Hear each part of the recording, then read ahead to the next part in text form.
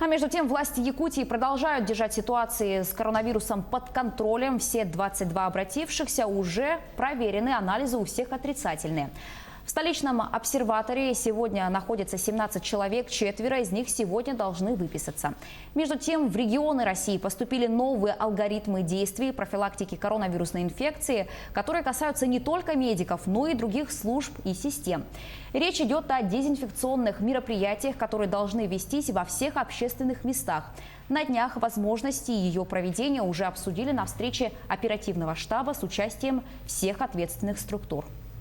Торговые центры, кинотеатры, естественно, это все социальные службы, в том числе и учреждения спортивных школ и тому подобное. Ольга Валерьевна уже дала распоряжение и управляющим компаниям обрабатывать подъезды, обрабатывать все торговые центры и так далее.